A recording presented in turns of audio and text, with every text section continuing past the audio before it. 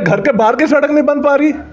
और बताइए, एक सरकार से मैंने खुद सीएम योगी जी को चिट्ठी लिखी है, उन्होंने वहां पे कार्रवाई भी की है, आई उनसे एक सड़क नहीं बन पा रही। इतने एक सड़क के लिए आप करें, बरेली में कितनी सड़कें बनी वो आपने नहीं देखी हैं? कहाँ बनी? सब सड़क पता क्या बनती है, सिविल लाइन की सड़क है, सड़क के ऊपर सड़क बनाते हैं, फिर याद आता है अरे यहाँ पे तो कुछ काम करना था, फिर गड्ढा खोदो।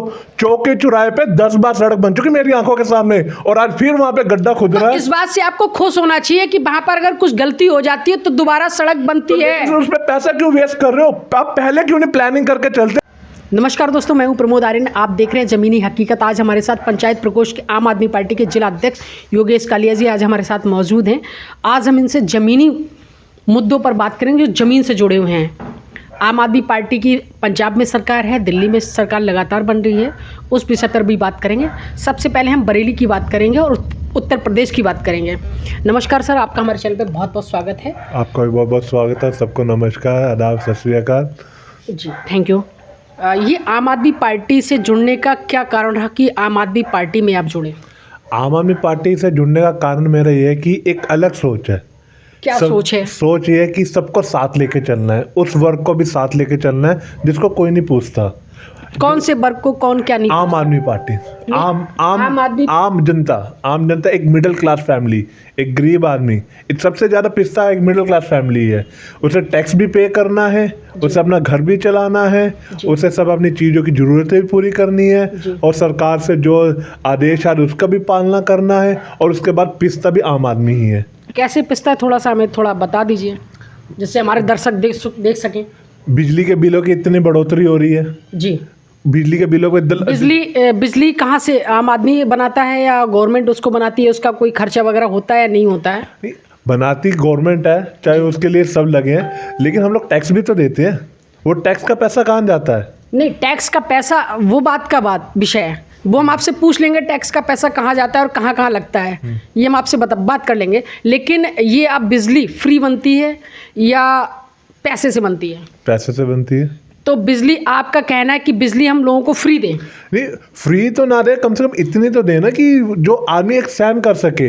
अगर बाकी राज्यों में हम फ्री दे सकते हैं तो ये तो है नहीं कि हम भी अपने घर से लेके आ रहे हैं। कौन से राज्यों में फ्री दे सकते हैं? पंजाब में फ्री है, दिल्ली में फ्री है।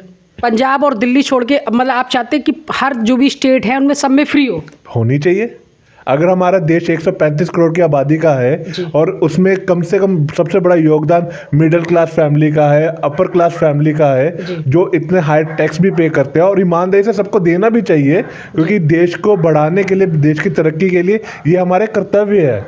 लेकिन जब आपने अभी अपने शब्दों में कहा कि टैक्स हमें देना चाहिए, ठीक है, हम टैक्स देंगे, बिजली का बिल भी देंगे, लेकिन आपने कहा बिजली का बिल पंजाब में, दिल्ली में फ्री है और भी स्टेटों में फ्री। जब हम फ्री कर देंगे तो नेशनल हाईवे हैं, लोगों की ज़रूरतें हैं, ये सब कहाँ से पूरी करेंगे? सर जी, आप फ्री है तो फ्री का पहले पूरा फंडा समझिए ना। फ्री का मतलब तो थोड़ा फंडा आप हमें बता दीजिए। मैं फंडा वही आपको पूरा समझा, थोड़ा बता दीजिए। नहीं, वही फंडा आपको मैं पूरा समझाने जा रहा हूँ। जो हमारी फ्री है, 300 यूनिट बिजली फ्री है उस आम आदमी के लिए जिसका सिर्फ गुजारा बड़ी मुश्किल से हो पाता है। अमीर आदमियों के लिए नहीं है हमारा।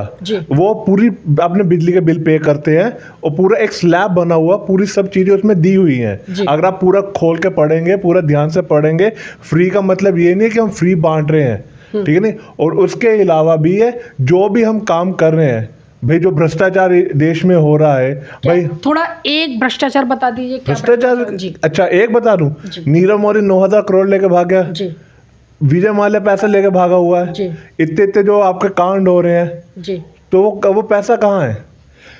सरकार ने 10 लाख करोड़ का कर्जा माफ कर दिया अडानी का। क्यों? क्या इसका जवाब है? नहीं है जी। क्योंकि 10 लाख करोड़ का कर्जा अडानी को, हर प्रोजेक्ट अंबानी को, भाई और भी तो हैं, क्यों नहीं उनको मिल रहे? तो जो बिजनेसमैन होंगे बड़े बड़े वही तो भाई 10 लाख वही तो ले पाएंगे। 10 लाख का करोड़ का कर्जा अडानी को क्यों माफ किया? और भी तो है, उनको भी माफ करो। किसको माफ? अगर सबको माफ करेंगे तो कैसे चलेगा? तो फिर 10 लाख का उसको क्यों माफ किया? फिर उसको भी नहीं करना चाहिए, वो भी तो पैसा कमा रहा है। वो सरकार से वो पैसा लेके, सरकार के पैसे यूज करके अपनी तिजोरियां भर रहे हैं, और दूसरा बात कह रहे क्यों माफ कर दिया? वो करना चाहिए।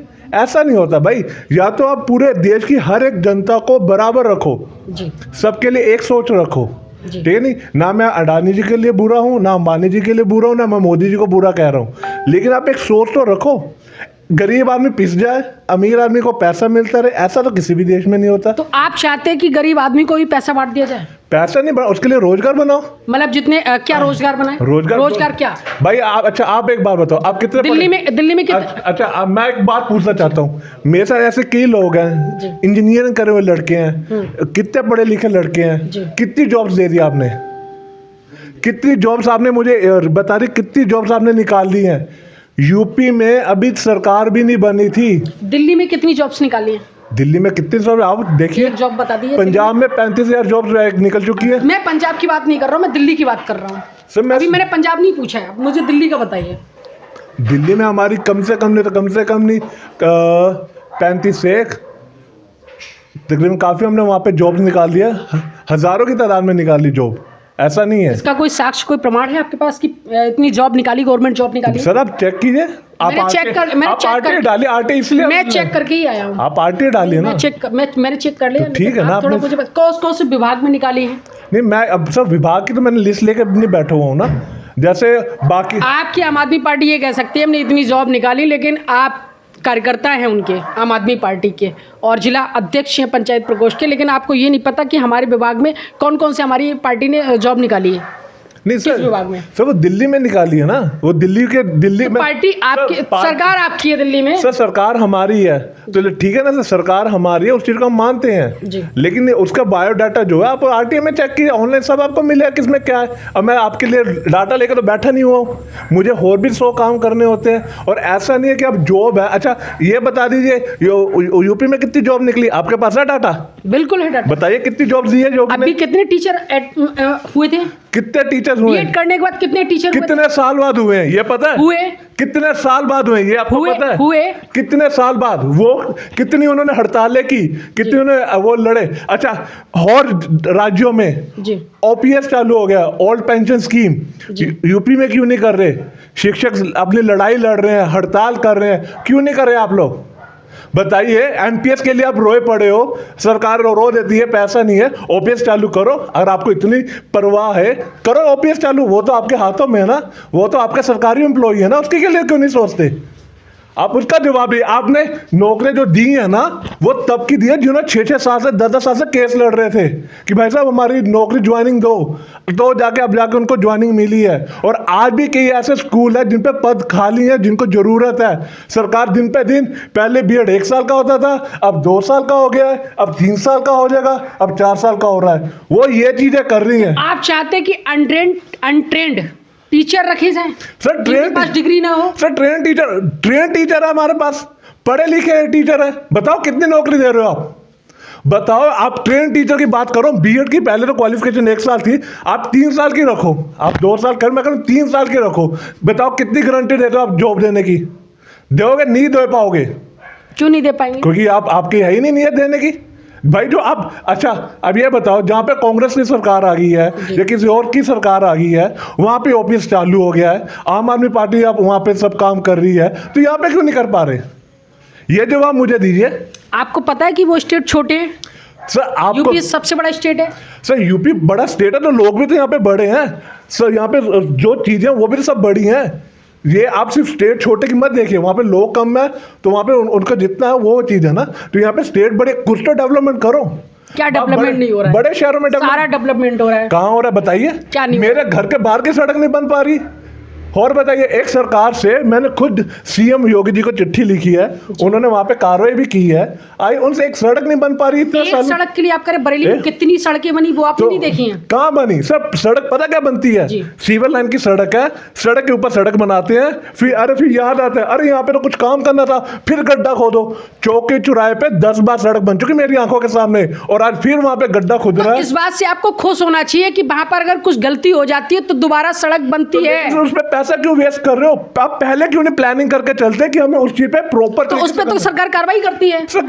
जितने टेंडर लेते हैं, जितने ठेकेदार होते हैं, उनका पेमेंट नहीं होता है, इसलिए क्योंकि इसलिए नहीं होता है, उन्होंने खराब रोड डाला है। सर खराब रोड डाला है या कुछ डाला है, इसमें तो आपको तारीफ करनी चाहिए। अच्छा सर, अब मेरे भी खराब रोड डाल के गए हैं। यहाँ पे ठेकेदार ने कहा ना 5 साल की गारंटी है जी, रोड खराब होगा हम ठीक करके देंगे। 1 साल भी रोड टिका नहीं, ना ठेकेदार का पता है ना किसी का तो पता इसके है। लिए कितने लोग जाकर वहां पर शिकायत की? सर मैं कर रहा हूँ, अकेले आप कर रहे हैं? पूरा मोहल्ला कर रहा है। तो पूरा मोहल्ला कभी गया है? सर रिटर्न में एप्लीकेशन जा रही है। एप्लीकेशन जा रही है सर इसका मतलब क्या है कि अगर किसी की एप्लीकेशन तो इसका मतलब सुनवाई नहीं है। बिल्कुल, अगर एक बंदे की भी कोई वैल्यू नहीं है। जब समय होगा तब सुनवाई होगी ना, समय के सर साथ समय का मतलब नहीं समझ रहे। सर आपने एक प्रतिनिधि रखे हैं, चाहे आपने पार्षद रखा है, चाहे विधायक रखा है, चाहे कोई भी एक जहाँ पे। योगेश कालिया जी से बात होने के बाद अब हम बात करेंगे कि 2024 में जो लोकसभा का चुनाव है, इसमें आम आदमी पार्टी कितना आगे बढ़ेगी, कितना मजबूत होगी, या कांग्रेस कितना, जो पदयात्रा चल रही है राहुल जी की, वो कितना मजबूत करेंगी कांग्रेस को, या फिर भारतीय जनता पार्टी मोदी जी के बल पर या योगी जी के बल पर चुनाव जीतेंगे 2024 का, या सपा माननीय अखिलेश यादव जी अपने दम पर चुनाव जीतेंगे, या बसपा बहन कुमारी मायावती जी इसमें अपने दम पर चुनाव लड़ेंगी, अन्य भी पार्टियां आएंगी, निर्दलीय लोग आएंगे। अब देखना है कि 2024 में कैसे सरकार बनती है और कौन सी पार्टी सरकार बनाती है। बने रहिए प्रमोद आर्यन के साथ, कैमरामैन शोएब अख्तर जी के साथ। जय हिंद, जय भारत।